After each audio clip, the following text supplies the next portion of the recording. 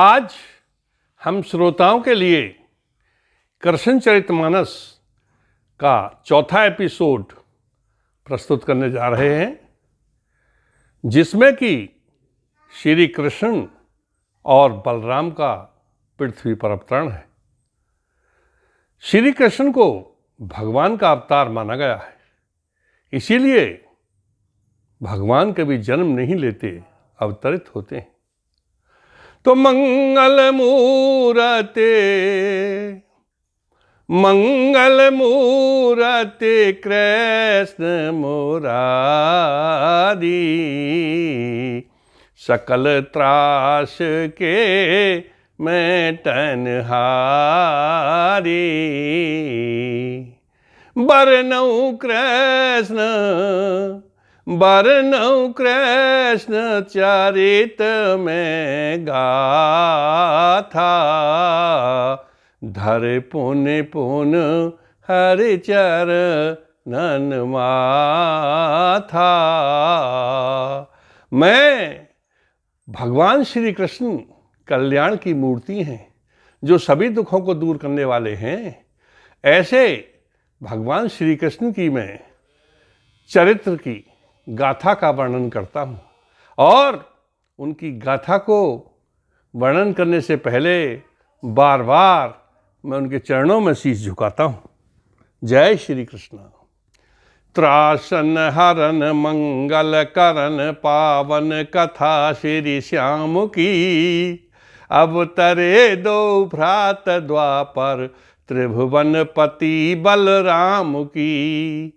असुर मारक संत तारक अमीय सम प्रभु नाम की, बहती है जहाँ पर पै सरित गौकुल के अनुपम धाम की। दुखों को दूर करने वाली और कल्याण करने वाली ये भगवान श्री कृष्ण की पवित्र कथा है। और त्रिभुवनपति यानी तीनों लोक के स्वामी कहे जाने वाले श्री कृष्ण और बलराम का अवतार पृथ्वी पर हुआ, जो कि असुरों का जिन्होंने दमन किया और संतों का उद्धार किया। ये कथा प्रभु के नाम की अमृत के समान फल देने वाली है। कहाँ की है? जहाँ दूध की नदियाँ बहती हैं, आज भी बहती हैं, पहले भी बहती हैं और बहती रहेंगी। मथुरा, गोकुल, गौकुल, गायों का कुल, क्योंकि नंद बाबा के पास लाखों गायें थीं, इसीलिए वो गौकुल कहलाता है। गोकुल, गो माने गाय, कुल माने परिवार, गायों का परिवार। अर्थात आज भी वहाँ नंद बाबा आयुर्विज्ञान संस्थान यानी पशु चिकित्सालय और अनुसंधान का केंद्र है, जहाँ पशु चिकित्सकों को ट्रेनिंग दी जाती है, गायों की नस्ल सुधारी जाती हैं, अच्छी ब्रीड तैयार की जाती हैं और गायों का कल्याण किया जाता है। ओम श्री कृष्णाय वासुदेवाय हरे परमात्मने प्रणतय क्लेशनाशाय गोविंदाय नमो नमः। सच्चिदानंद घन श्री कृष्ण परमात्मा हमारे दुखों का नाश करें। ऐसे गोविंद प्रभु को हम नतमस्तक होकर के नमन करते हैं। अब हम चलते हैं अग्रिम प्रसंग की ओर, क्योंकि कंस का जन्म पिछले एपिसोड में हो चुका था और कंस ने अत्याचार भी शुरू कर दिए थे। सर्वप्रथम उसने राज्य में मुनादी कराई कि जो भी आज से विष्णु की पूजा कोई नहीं करेगा, कृष्ण की पूजा कोई नहीं करेगा, ईश्वर मैं ही हूँ। कुछ लोगों ने इसका विरोध किया तो उनको दंडित किया गया, उन्हें कारागार में डाला गया, उनकी हत्याएं कर दी गईं और ऋषि मुनियों को रथ में जोत करके स्वयं ईश्वर बनकर रथ में सवार होकर कंस चलता था। ऐसे बहुत सारे अत्याचार थे जो कंस ने शुरू कर दिए। पिता उग्रसेन ने कहा कि हे कंस, तुम ऐसे अत्याचार मत करो। तो उग्रसेन ने अपने पिता को बलपूर्वक, राजा कंस ने उग्रसेन यानी अपने पिता को बलपूर्वक पकड़वाकर कारागार में डाल दिया और अनेकानेक कष्ट भी दिए। और वो गंभीर रूप से भयंकर अत्याचारी हो गया, प्रजा को सताने लगा, प्रजा त्राह त्राह करने लगी। अत्याचारी कंस के अत्याचार बढ़ते जा रहे थे। उग्रसेन के एक भाई देवक भी था और उसकी पुत्री का नाम देवकी था, जिसका विवाह राजा कंस ने वसुदेव से तय कर दिया। और विवाह के उपरांत जब राजा कंस अपनी चचेरी बहन देवकी को रथ में बिठा करके ससुराल छोड़ने जा रहा था, तभी उसे एक आकाशवाणी हुई कि हे राजा कंस, जिस चचेरी बहन देवकी को तू बड़े लाड़ प्यार के साथ रथ में बैठा करके विदा करने ससुराल पहुंचाने जा रहा है, उसी के 8वें पुत्र के द्वारा तू मारा जाएगा।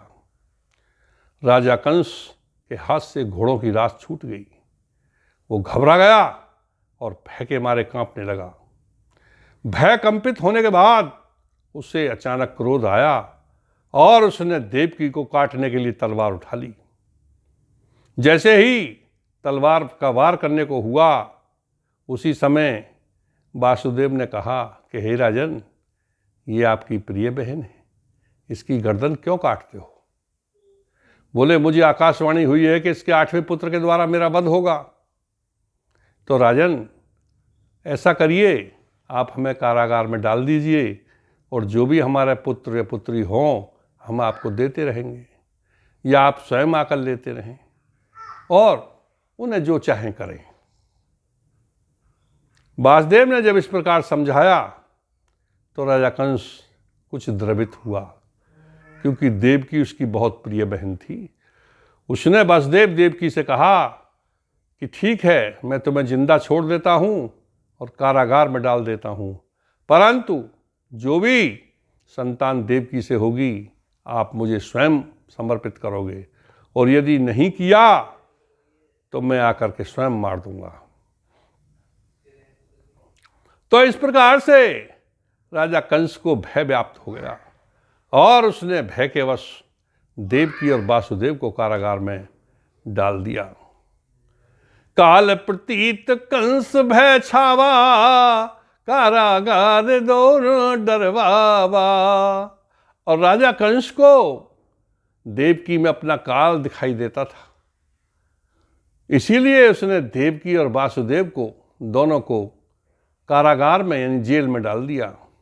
प्रथम पुत्र जन्म जस लीना, अर्पित कंस चरण में कीना। और उधर वासुदेव ने जैसे ही पहला पुत्र पैदा हुआ उसे राजा कंस को दे दिया। नहीं अधर्मी सोच विचारा, पटक पटक पत्थर दे मारा। राजा कंस ने कुछ भी नहीं सोचा, उसे नवजात बच्चे के प्रति दया के भाव, करुणा के भाव कुछ नहीं आए। उसे तो उस बच्चे में भी काल ही दिखाई दे रहा था, इसलिए उस अधर्मी ने नवजात शिशु को पत्थर में पटक पटक करके मार दिया। बारंबार जन्म सुत होई, बारंबार जन्म सुत होई, ताहे कंस बध करता सोई। जैसे ही जो भी पुत्र होता था पैदा, राजा कंस उन सब का वध करता जा रहा था। यही विध षष्ठ शिशु हनिडारे, सप्तम गर्भ शेष स्व पधारे। इस प्रकार से राजा कंस ने देवकी के 6 गर्भ यानी 6 पुत्र मार दिए। सातवीं बार देवकी के गर्भ में स्वयं शेष नाग यानी कि विष्णु के दूसरे रूप शेष रूप में बलराम देवकी के गर्भ में आ गए। तब श्री कृष्ण ने एक माया रची। श्री विष्णु माया प्रगटाई, 2 कर जोरे सम्मुख आई। चूंकि अभी विष्णु अवतार में ही थे, श्री कृष्ण का अवतरण नहीं हुआ था, इसलिए विष्णु जी ने माया को बुलाया और कहा कि देव की गर्भ करो संस्थापन, यशोदा गर्भ आप स्वयं धारण, सप्तम सुत गोकुल पहुंचावा, चमत्कार माया दिखलावा।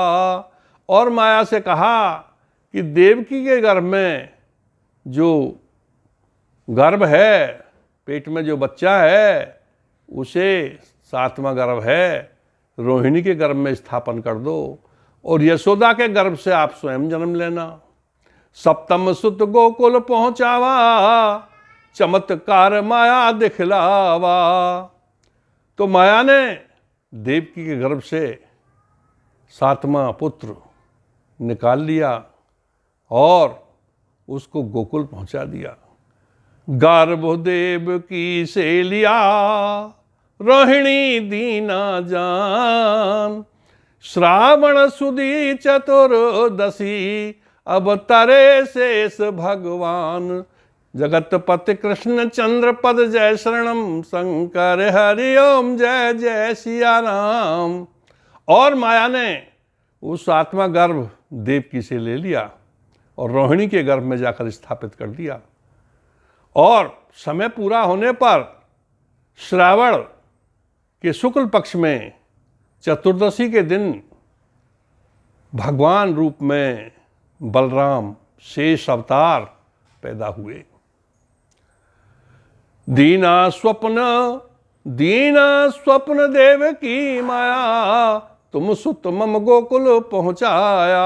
और माया ने देवकी को स्वप्न दिया कि हे देवकी, तुम चिंता न करना, मैंने तुम्हारा गर्भ गोकुल पहुंचा दिया है।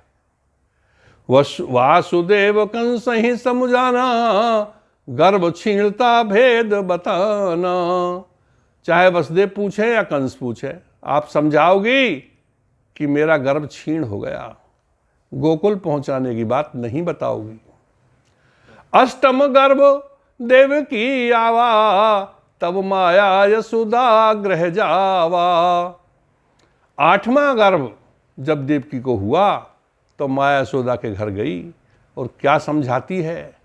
एक पर्व दो गई स्नाना, पूर्ण मरम मथुरा समझाना।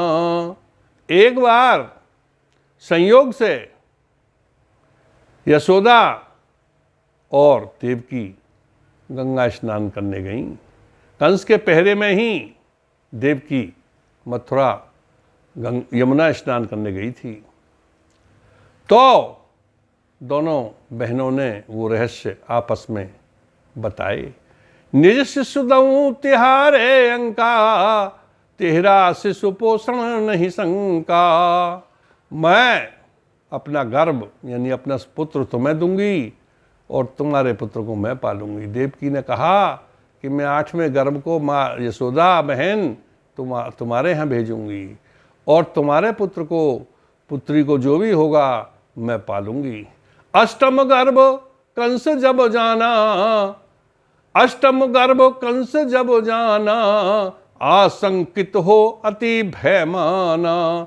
और आठवां गर्भ जब देवकी को तैयार हुआ, काफी समय का हो चुका था, कंस को पता चला तो आशंकित हो गया और भय मानने लगा। कंस बहुत ही भयभीत हो गया। दो कर में लगवाए हथकड़ी, पैरा सख्त बिठाए हर घड़ी। और वसुदेव देवकी के हथकड़ी और बेड़ियां और टाइट सख्त रूप में लगवा दी और पहरा भी सख्त कर दिया, ताकि उस बच्चे को, उस शिशु को कहीं वो गायब न कर दें। श्री हरि स्वप्न एक दिन आवा, मात पिता है कछु धीर बधावा। तभी भगवान विष्णु एक दिन देवकी और वसुदेव के स्वप्न में आए और उन्हें धीर बंधाई कि माता पिता आप धीरज रखो, मैं अति शीघ्र आने वाला हूं। ब्रह्म रुद्र इंद्र आदि सुर, गर्भ स्तुति की, आनंदित हुए मातो पितो करे हरि दुखहीन। जगत पति कृष्ण चंद्र पद जय शरणम शंकर हरि ओम जय जय घनश्याम। गर्भ की स्तुति करने के लिए स्वर्गलोक से देवता आए, यानी स्वर्ग के देवता राजा इंद्र, भगवान शिव, ब्रह्मा जी स्वयं आए। क्योंकि गर्भ में विष्णु भगवान स्वयं अवतरित होने वाले थे और माता पिता भी ऐसा सब कुछ महसूस करके आनंदित रहने लगे। प्रभु ने उनके मन में कुछ आनंद की भावना भरी और उन्हें भय से मुक्त कराया। जस जस लगन समीपी आवा आनंद ब्रज मंडल में छावा। और जैसे जैसे शुभ लगन नजदीक आने लगी वैसे वैसे ही ब्रजमंडल में आनंद होने लगे।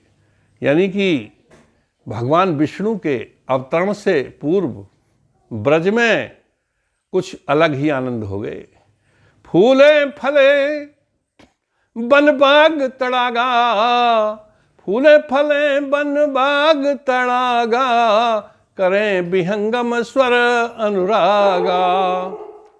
और बाग और बगीचे फलने फूलने लगे, पक्षी मीठे बोल बोलने लगे। यानी कि उस मौसम में, जबकि कोयल का मौसम भी नहीं होता, कोयलें आकर कूकने लगीं और इस प्रकार का माहौल बन गया कि बहुत ही सुंदर, मनोरम और आनंदित वातावरण बनने लगा। ग्रह ग्रहों में मंगलाचारा, विप्र यज्ञ और निगम उचारा। घर घर में मंगल यानी कल्याणकारी कार्य होने लगे। ब्राह्मण यज्ञ करने लगे और वेद का पाठ करने लगे। दसों दिशा दिक्पाल हर्षने, नभमंडल से सुमन बरसने। और दसों दिशा के दिक्पाल स्वामी राजा वो हर्षने लगे, खुश होने लगे और आकाश से पुष्प वर्षा होने लगी। चले सर्वसुर चले सर्वसुर चढ़े विमाना, भेरी बजा बजा गुणगाना। और सभी देवता अपने विमानों में चढ़ करके भेरी बजाते हैं, यानी संगीत बजाते हैं। हर्षित यमुना हर्षित उपवन, महके आम्र कदन के कानन। यमुना माता भी हर्षित होने लगी और बाग बगीचे हर्षित हो गए। आम के बगीचे महकने लगे, बिना मौसम उनमें महक और फूल आने लगे। और सभी प्रकार के बाग बगीचों में फूल और खुशबू आने लगी, फल आने लगे। प्रमुदित मेघमाल मंडराए, दामिनी मणिसम दुति दमकाए। और बादलों की लड़ी, इतनी सुंदर खूबसूरत आकाश हो गया, बड़ा ही शोभायमान लग रहा था। और बादलों में जो बिजली चमक रही थी रह रह करके, वो ऐसी लगती थी जैसे सोने की लड़ियां आकाश में बिखरी पड़ी हों। काराग्रह हुआ दिव्य प्रकाशा, काराग्रह हुआ दिव्य प्रकाशा, दृढ़ हुई मात पिता की आशा। और एक दिन कारागृह में एक दिव्य प्रकाश यानी अनुपम रोशनी, सूर्य का प्रकाश ऐसे होने लगा जो कभी नहीं पहले नहीं होता था। उस प्रकाश को देख करके देवकी और वसुदेव को भी कुछ आशा बंधी। तो भाद्रपद कृष्णाया अष्टमी, भाद्रपद कृष्ण अष्टमी, अर्धनिशी बुधवार। भाद्रपद कृष्ण अष्टमी, अर्धनिशी बुधवार। रोहिणी नक्षत्र शुभ घड़ी, लीना प्रभु अवतार, जगत पति कृष्ण चंद्र पद जय शरणम शंकर हरिओम जय जय घनश्याम। अर्थात भादों माह की अंधेरी अष्टमी, कृष्ण पक्ष यानी अंधेरे पक्ष की अष्टमी थी। आधी रात को यानी रात्रि के लगभग 12 बजे बुधवार के दिन रोहिणी नक्षत्र में और शुभ घड़ी में लीना प्रभु अवतार, भगवान ने अवतार ले लिया। उदित उच्च के चंद्र सिंह राशि के सूर्य हैं, प्रगटे देव की तने वाम योगनी शुभ लगन। अर्थात उस समय चंद्रमा सिंह राशि का सूर्य था, चंद्रमा उच्च का था और योगिनी बाईं ओर थीं, लगन शुभ थीं। ऐसे में देवकी के पुत्र श्री कृष्ण ने जन्म लिया। प्रमुदत मुनिवर प्रमुदित सुरवृंदा, हुआ अवतरण यद कुलचंदा। मुनि ब्राह्मण देवता सभी भगवान के अवतार से प्रसन्न हुए, क्योंकि यदुकुल के चंद्रमा, यदुकुल को चंद्रवंशी माना गया है, भगवान कृष्ण को चंद्रवंशी माना गया है, श्री मर्यादा पुरुषोत्तम राम को सूर्यवंशी माना गया था। इस प्रकार से यदुकुल के चंद्रमा यानी चंद्रवंशी कृष्ण रूप में प्रकट हुए तो सभी को खुशियां हुई। प्रकट होते ही दर्शन दीना, रूप चतुर्भुज स्वयं कर लीना। और देवकी वसुदेव को आशा बंधाने के लिए श्री कृष्ण ने विष्णु रूप में तुरंत दर्शन दिया। चतुर्भुज रूप में 4 भुजाएं, शंख चक्र गदा पद्म लिए हुए शोभामान विष्णु रूप में दर्शन दिया, ताकि वो आश्वान्वित हों और उनका कष्ट कम हो। शंख चक्र गदा पद्म समारे, शंख चक्र गदा पद्म समारे, उदित आभूषण पहने सारे। और शंख चक्र गदा पद्म चारों हाथ में लेकर के आज आभूषणों से सुसज्जित होकर भगवान ने उन्हें दर्शन दिए। विस्मित प्रकट देख भगवाना, विष्णु रूप ललित गुण खाना। और देवकी वसुदेव ने जब विष्णु रूप में, गुणों की खान विष्णु रूप में, सुंदर रूप में भगवान ने अपने पुत्र रूप में देखा तो बड़े प्रकट आश्चर्यचकित हुए। उन्हें लग गया कि अवश्य ही भगवान विष्णु ने अवतार लिया है। वासुदेव मन फिर भय छाया, रख प्रभु की अद्भुत माया। फिर भी उनके मन में वासुदेव के में भय छाता रहा। आशा तो देख ली थी, रहा सकुन मन में एक आशा, शीघ्र करें प्रभु अब श्रवणासा। परंतु वासुदेव ने मन को समझाया और विष्णु रूप में भगवान ने भी समझाया कि अब आपके सभी दुख दूर जल्दी होंगे। अब आप मन में आशा रखिए, आप ऐसा करिए कि मैं अपने शिशु रूप में ही आता हूँ और गोकुल पहुँचा दीजिए। अति बेग गोकुल पहुँचाओ, कन्या यशोदा मात खिलाओ। मुझे तुरंत गोकुल पहुँचा दीजिए और यशोदा माता ने वहाँ कन्या जन्मी है, वही माया रूप जिसका हम पहले जिक्र कर चुके हैं, उसे आप ले आओ। जाना वहाँ बचन के कारण, तद उपरांत ही त्रास निवारण। क्योंकि मुझे वहाँ बचन के कारण जाना है। मैंने नंद बाबा और यशोदा को वरदान दिया था कि बालापन मैं तुम्हारे हाथों में गुजारूंगा, तुम्हारे यहाँ गुजारूंगा और कुछ समय वहाँ रहने के उपरांत मैं यहीं आ जाऊंगा, तब तुम्हारे कष्टों का मैं निवारण करूंगा। तुरंत मुझे गोकुल पहुंचा दीजिए। परंतु वासुदेव तो डर रहे थे कि हथकड़ी बेड़ी पड़ी हुई हैं, जेल में ताले लगे हुए हैं, पहरेदार ड्यूटी दे रहे हैं, हमें जाने कौन देगा और किस प्रकार से हम जाएंगे। लेकिन तभी प्रभु की एक माया हुई। यशोदानंद ही कीन तप कही हरि चितलाय, वर में चाहो बाल सुख पूर्ण करनो जाय। माता पिता को समझाया कि मुझे तो नंद यशोदा को मैं वर दे चुका हूँ, इसीलिए मुझे उन्होंने बाल सुख मांगा था, इसलिए मुझे वहाँ जाना है।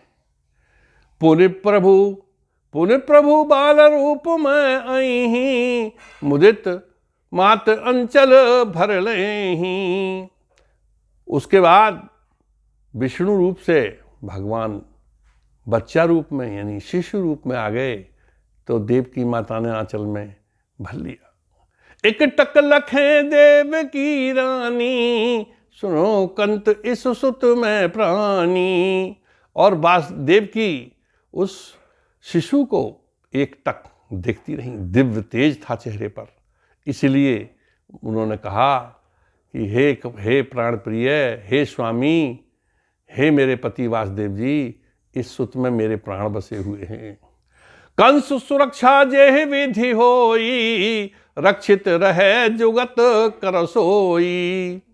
जिस प्रकार से कंस से इसकी रक्षा हो सके वो युक्ति आप करिए। तुरत देव की बचन उचारे, गोकुल सखा नंद अति प्यारे। और देवकी ने कहा, ऐसे वचन कहे कि हे स्वामी, गोकुल में तुम्हारे जो मित्र हैं नंद बाबा, वो तुम्हें अति प्यारे भी हैं और वो भी तुम्हें अति प्यार करते हैं। तुम दो रूप शरीर हो परंतु तुम्हारी आत्मा एक है, इसलिए आप अपने परम मित्र के पास, अपने सखा के पास, बाबा नंद के पास इस पुत्र को ले जाओ। बहन यशोदा त्रास की हरणी, नार रोहिणी मंगल करनी। वहाँ मेरी यशोदा बहन दुखों को दूर करने वाली है और रोहिणी भी कल्याण करने वाली है। त्रास हमारे हरई विधाता, जो है सकल सृष्टि के त्राता। जो पूरी सृष्टि के कष्टों को दूर करने वाले हैं, वही विधाता हमारे सब दुख दूर करेंगे। पल का नहीं विलंब ही कीजय, गोकुल है तो तुरंत चल दीजय। हे स्वामी, अब एक पल भी विलंब मत करिए और गोकुल के लिए तुरंत चले जाओ। देख हथगड़ी पुनि घबराए, वसुदेव प्रभु ध्यान लगाए। हथगड़ी बेड़ियों को देख करके वसुदेव जी घबरा गए और आंख बंद करके भगवान को स्मरण करने लगे। 1 मिनट तक प्रभु को अंतरात्मा से याद किया और चमत्कार हुआ कि खुली हथकड़ी बेड़ियां, खुली हथकड़ी बेड़ियां, खुल गए सारे फन। प्रभु को याद करते ही उनकी हथकड़ी बेड़ियां स्वयं ही खुल गईं और जो भी उनके बंधन थे वो सभी खुल गए। खुली हथकड़ी बेड़ियां, खुल गए सारे फन। नींद में सोए पौरिये, स्वरूप रखे ब्रज चंद्र। जगत पति कृष्ण चंद्र पद जय शरणम, शंकर हरिओम जय जय बलराम। और तभी प्रभु के चमत्कार से उनकी हथकड़ी बेली खुल गई। द्वारपाल, चौकीदार सब नींद में सो गए, एक और धीरे से ही लुढ़क गए। तभी वासुदेव ने बच्चा, नवजात शिशु जो प्रभु रूप थे, उनको एक सूप में, पहले जमाने में एक लकड़ी, झुंड की लकड़ी से बनाए जाते थे सूप, जो अनाज छानने के काम आज भी आते हैं, वही एक संसाधन टोकरी जैसे होते हैं। नंद वासुदेव जी ने नवजात शिशु को कपड़ा उसमें सूप में डालकर लिटाया और सिर पर रखकर चल दिए। माया अलौकिक प्रभु की हुई, माया अलौकिक प्रभु की हुई, खुल स्वतः खुल गए सब फंद हैं। व्योम से बरसे सुमन हर्षित हुए सुर वृंद हैं। प्रमुदित हुई माँ वसुंधरा, प्रमुदित हुई माँ वसुंधरा, हुए मुदित यशोदानंद हैं। प्रकृति सुषमा भी बढ़ गई, हुआ चाहूं दिस आनंद है। भगवान की ऐसी अलौकिक माया हुई कि सारे फंद और बंधन खुल गए और आकाश से फूल बरसने लगे। देवता सभी खुश हो गए, प्रसन्न हो गए। और माँ वसुंधरा यानी पृथ्वी माता, जो कि भगवान के पास गई थी, बिलपत गई थी वसुंधरा, वो भी खुश हो गई कि प्रभु का अवतरण हो गया। और उधर यशोदानंद को एक आत्मिक खुशी, अंतरात्मा की खुशी प्रभु इच्छा से आ रही थी, वो हुई। और प्रकृति की सुंदरता बढ़ गई, चारों दिशाओं में आनंद ही आनंद छा गया। इसे हम एक भजन रूप में कह सकते हैं कि हुए अवतरित ब्रज में कान्हा, हुए अवतरित ब्रज में कान्हा, भूमंडल खुशियां छाई देव की, फूली नाहे समाई देव की, फूली नाहे समाई। हुए अवतरित ब्रज में कान्हा, हुए अवतरित ब्रज में कान्हा, भूमंडल खुशियां छाई देव की, फूली नाहे समाई देव की, फूली नाहे समाई। ऐसी लीला हुई प्रभु की, खुल गए जेल के ताले भी। ऐसी लीला हुई प्रभु की, खुल गए जेल के ताले भी। खुली हथकड़ी बेड़ी दोनों, सो गए पहरे वाले भी। खुली हथकड़ी बेड़ी दोनों, सो गए पहरे वाले भी। ले वसुदेव चले गोकुल को, ले वसुदेव चले गोकुल को, चढ़ गई यमुना माई देव की, फूली नाहे समाई देव की, फूली नाहे समाई। और कान्हा के चरणों को छूते ही घट गई यमुना माता जी, कान्हा के चरणों को छूते ही घट गई यमुना माता जी। नंदरानी के द्वार खुले थे, रचना रची विधाता जी। नंदरानी के द्वार खुले थे, रचना रची विधाता जी। और गोद सुला कर कान्हा जी को,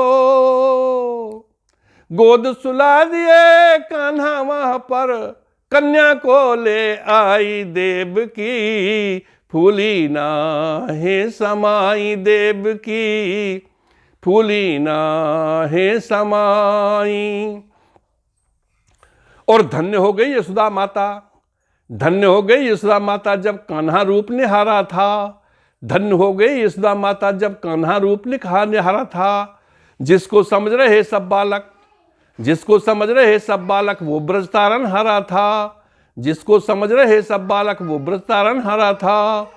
कुल ब्रज नगरी छाई खुशियां, कुल ब्रज नगरी छाई खुशियां, घर घर बंधे बधाई देव की, फूली नाहे समाई वो माता, फूली नाहे समाई।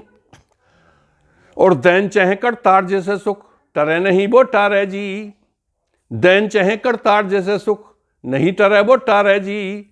बेटा भय बस देव के धाम, पर दुंदवी बाजे नंद के द्वार है जी। बेटा भय बस देव के धाम, पर दुंदवी बाजे नंद के द्वार है भी। यानी दैन चहे कर तार जो से सुख, टरे नहीं वो टारे जी। दैन चहे कर तार जैसे सुख, टरे नहीं वो टारे जी। बेटा भय बस देव के धाम, पर दुंदवी बाजे नंद के द्वार है जी। राजेंद्र हलपुरा भी गदगद हो गए, राजेंद्र हलपुरा भी गदगद हो गए, करने लगे कविताई देव की, फूली नाहे समाई वो माता, फूली नाहे समाई। तो सबको परम खुशियां हुई, भगवान कृष्ण का अवतरण हो गया। तो आगे की कथा हम एपिसोड 5 में लेंगे। तो राधा कृष्ण चरित अति पावन, मंगल में अतिशय मन भावन, श्रद्धा भक्ति भाव के कारण, पत्थर लें देवत्व ही धारण। जहाँ मन होए जिस मन होए अटल विश्वासा, तेह निश्चय ईश्वर का वासा। बोलो जगतपति कृष्ण चंद्र भगवान की जय।